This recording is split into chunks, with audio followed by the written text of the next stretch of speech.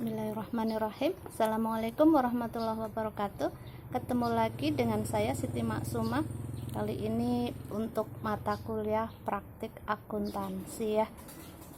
Mungkin sudah sering ketemu saya, tapi baru kali ini lewat video ya. Kita coba. Mohon maaf sebelumnya kalau banyak kesalahan dan ya amatiran, jadi namanya masih belajar, banyak kekurangan, saya mohon maaf dulu ya. Karena pandemi corona ini jadi harus mau tidak mau harus daring, jadi ya saya mencoba semampu saya ya untuk menerangkan sedikit gambaran untuk praktik akuntansi. Apa sih itu praktik akuntansi? Pernah nggak berpikir apa sih itu akuntansi, gimana ujung-ujungnya apa? Kalau kemarin pelajaran mata kuliah yang lain itu, yang kemarin itu sudah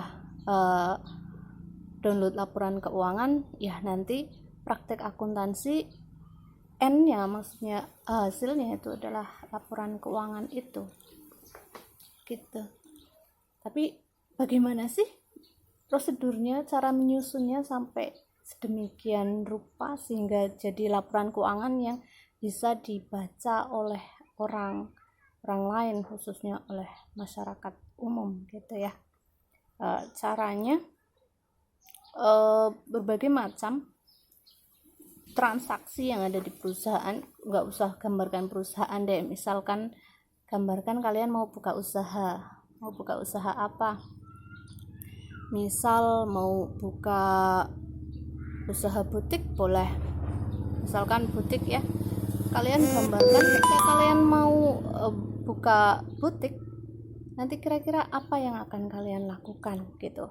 Kayak sudah punya uang itu nanti diakui sebagai modal, misalkan uang cash gitu ya, 200 juta boleh.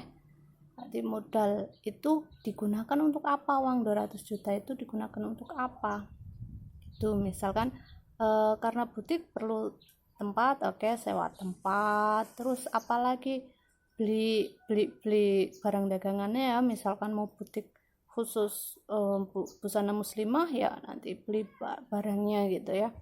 Beli itu kita ketika beli gitu, nanti kan kita dapat bukti transaksi ya.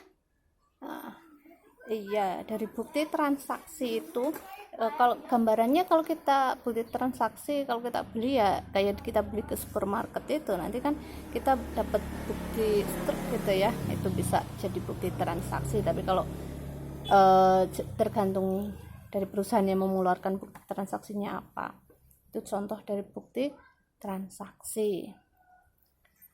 Nanti dari bukti transaksi itu, misalkan kita beli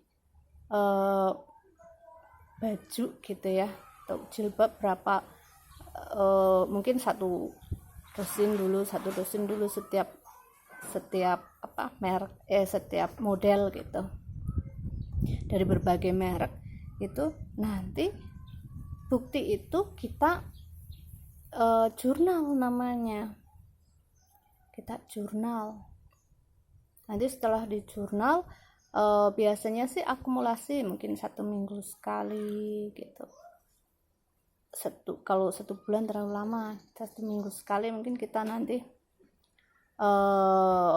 kalau kita pakai nanti jurnal khusus ya, bisa diposting per jurnalnya itu per minggu gitu kalau jurnal khusus. Tapi kalau mau jurnal umum bisa sekali bikin transaksi, bisa langsung posting ke buku besar.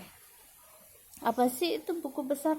Buku besar itu mencakup buku-buku dari setiap akun di perusahaan itu. Kalau nanti tadi pakai jurnal khusus ya, nanti akan ada buku pembantu juga. Gambarannya begini, sekarang kebaca nggak ya? Oke, tadi dari bukti transaksi itu, bukti transaksi yang struknya nanti kita jurnal kalau kita pakai jurnal umum boleh. Kalau pakai jurnal khusus nanti juga posting ke buku besar dan juga ada buku pembantu. Buku pembantu ada 2 juga, nanti ada buku pembantu piutang dan juga ada buku pembantu hutang. Nah, dari buku besar ini nanti kita susun di akhir, misalkan periodenya kita mau bulanan, akhir bulan. Kalau kita mau periodenya akhir tahun, di akhir tahun gitu ya, kita susun neraca saldo. Kita bilang misalkan cut off-nya 1 tahun, di akhir tahun kita susun neraca saldonya. Nanti setelah neraca saldo kita lihat penyesuaiannya, apa yang perlu disesuaikan gitu. Misalkan tadi kan kontrak mungkin untuk 1 tahun misalkan 10 juta atau 12 juta mungkin biar mudah. Jadi tapi kita mulainya di bulan ini, misal ini bulan apa, misalkan bulan September, karena sudah akhir ya, jadi dibulatkan nanti. Oke lah, katakanlah kita mulai dari bulan September tanggal 10 gitu. Jadi masuk bulan September itu sudah diakui.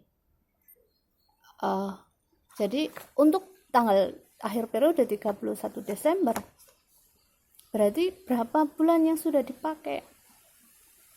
September, Oktober, November, Desember, ada 4 bulan.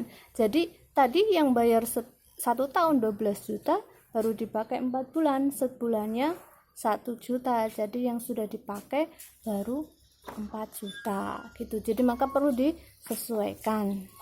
Nanti setelah adanya penyesuaian, nanti kita bikin neraca lajur. Nanti setelah disusun neraca lajur, gunanya untuk apa? Untuk memudahkan kita bikin laporan keuangan gitu.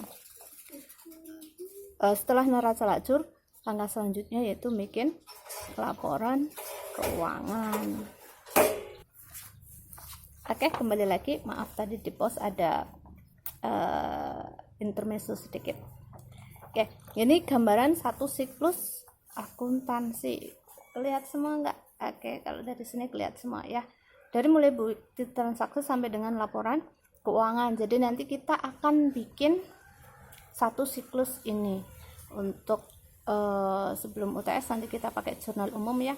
Nanti setelah UTS kita coba pakai jurnal khusus. Jadi kalau jurnal umum itu lebih simpel ceritanya, tadi baru perusahaannya baru gitu. Kalau jurnal khusus itu biasanya usaha dagang dan transaksinya intensitasnya sering. Jadi gambarkan itu moro kan, banyak sekali, 1 hari itu transaksinya berapa kali, tapi transaksi itu saja banknya. Jadi pakai jurnal khusus. Itu gambarannya kenapa kok perlu jurnal khusus, tetapi itu jurnal khusus dilakukan karena transaksinya kredit gitu. Itu gambarannya kenapa perlu jurnal khusus, jurnal umum gitu. Oke, itu 1 siklus laporan keuangan. Oke, untuk masalah account-accountnya nanti ada 5 kelompok account yang mendasar. Oke, ada aktiva, ada hutang, apalagi apa tadi, modal. Terus kalau usaha ada pendapatan dan juga ada beban atau biaya terkenalnya ya. Kalau aktiva itu kekayaan perusahaan lah, baik yang lancar maupun tidak lancar. Jadi kalau uang itu aset lancar. Kalau yang tidak lancar misalkan tadi sudah punya bangunannya sendiri gitu ya, nggak perlu ngontrak lagi, dimasukkan. Nanti walaupun itu uang, walaupun itu barang, itu bangunan itu ya, tanah dan bangunan, nanti itu dijumlah dijadikan satuan dalam rupiah, nanti itu diakui sebagai modal. Nanti karena harus balance, kita pakai double entry namanya. Jadi ada debit, ada kredit.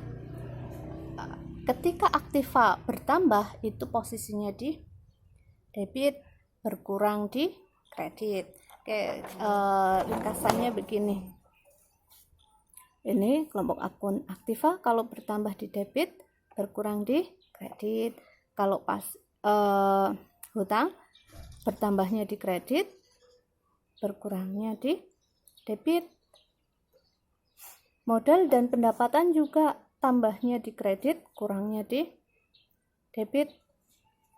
Untuk beban atau biaya itu ya, tambahnya di debit dan kurangnya di kredit. Ya, kalau dibilang 5 ini aktiva, ini tadi hutang, modal, pendapatan, dan ini beban.